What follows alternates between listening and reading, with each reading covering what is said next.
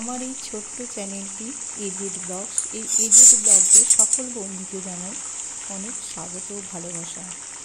আজকে আমি তৈরি করছি খুব হালকা ধরনের সোয়াবিন দিয়ে একটা ঝোল। আমি কিভাবে তৈরি করি পুরো ভিডিওটা দেখার জন্য অনুরোধ থাকলো। প্রথমে আমি কতগুলো সবজি কেটে নিয়েছি, যার মধ্যে ছিল ঢ্যাঁড়স, আলু আর বেগুন, সাথে ছিল সয়াবিন। আর একটা মশলা পেস্ট তৈরি করে নিয়েছি, যার মধ্যে ছিল আদা বাটা, ধনে বাটা, জিরে বাটা আর সামান্য একটু হলুদ গুঁড়ো। আর দিয়েছি একটু মাত্র এভারেস্টের সবজি মশলা। ব্যাস, এইটা হলো আমার মশলা। আর মশলার পরিমাণ ছিল খুবই কম, একবারে খুব কম মশলা দিয়ে আমি এটা তৈরি করে নিচ্ছি। মশলাটা প্রথমে আমি ঠিকঠাক করে রেখে দিলাম। এরপর আমি একটা কড়াইয়ের মধ্যে তেল দিয়ে দিয়েছি। প্রথমেই আমি সোয়াবিনটাকে আগে ভালো করে ভেজে নেব। সোয়াবিনটা হালকা করে ভেজে নেব, তাহলে কী হবে, গন্ধটা থাকে না, সোয়াবিনটা ভালো করে ভাজা হবে। এই গরমের দিনে ভীষণ হালকা ধরনের আমি একটা ঝোলের রেসিপি করে দেখাচ্ছি। সোয়াবিনটা আমার ভাজা হয়ে গেছে, হালকা করে ভেজে নিয়েছি। প্রথমে অবশ্য সোয়াবিনটা আমি সেদ্ধ করে নিয়েছিলাম জল ফেলে, একটু সোয়াবিনটা ভালো করে ভেজে নিয়েছি। কড়াই আবার আমি তেল দিয়ে দিয়েছি। ওই তেলের মধ্যে আমি দিয়ে দিলাম একটু নুন, যাতে ছিটে না আসে। এরপর দিয়ে দিলাম একটা টমেটোর পরে দিয়ে দিলাম ওই পেস্টটা, যে মশলাটা দিয়ে আমি তৈরি করব। সবজিগুলো আমি প্রথমে ভেজেই নিই, তবে তোমরা চাইলে ভাজতে পারো, ভাজলে পরে আরও টেস্টটা বাড়বে। আমি যেহেতু কম তেলের মধ্যে তৈরি করছি, সেই জন্য আমি সবজি ভাজিনি। মশলাটা তবে ভালো করে আমি নেড়ে চেড়ে ভেজে নিয়েছি। এরপর এর মধ্যে দিয়ে দিলাম আমি পরিমাণ মতো হলুদ। সবজি বুঝে নুন, হলুদ, মিষ্টি দেবে তোমরা, আমি আমার বুঝে পরিমাণ মতো দিয়ে দিলাম। মশলাটাকে যতক্ষণ না তেল ছাড়ে ততক্ষণ ভালো করে আমাকে নাড়িয়ে নিতে হবে। দেখতে হবে চারদিক দিয়ে তেলটা ছাড়ছে নাকি। দেখো, আমার মশলাটা প্রায় তেল ছেড়িয়ে গেছে, তবে আরেকটু আমি 2 সেকেন্ড নাড়িয়ে নেব। বুঝতেই পারছো মশলাটা আমার ভাজা হয়ে গেছে। দিয়ে দিলাম 4টে লঙ্কা। লঙ্কাটা একটু পরিয়ে দিলাম যাতে ঝাঁঝটা না আসে, ওই জন্য। আর সাথে দিলাম গোলমরিচের গুঁড়ো। লঙ্কার ঝাল খুব একটা নেই, সেজন্য গোলমরিচের গুঁড়োটা দিলাম।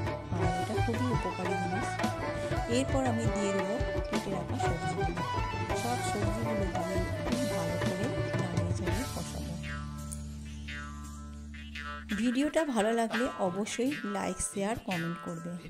আর যারা আমার নতুন বন্ধু এখনও হয়ে ওঠেনি, তারা আমার চ্যানেলটিকে সাবস্ক্রাইব করে দিয়ে পাশে বেল আইকনটিকে টিপে দিয়ে আমার নোটিফিকেশন আগেই পেয়ে যাবে।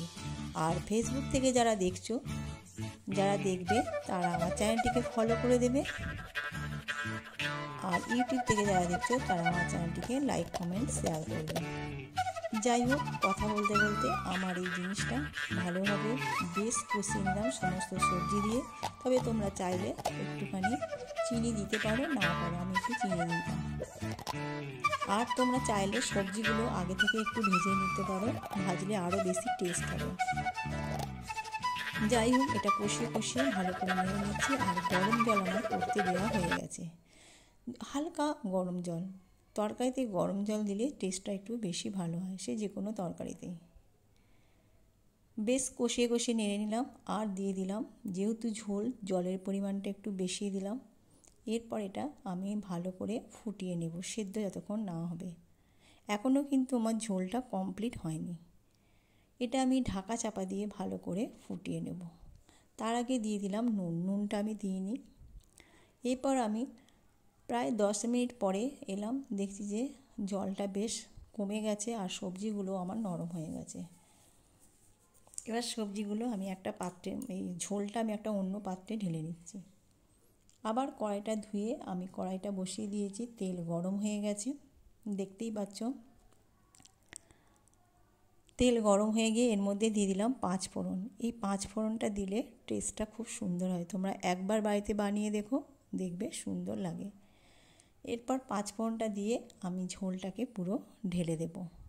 আর ঝোলটা দিয়ে বেশ খানিকক্ষণ আমি এটাকে ফুটিয়ে নেব।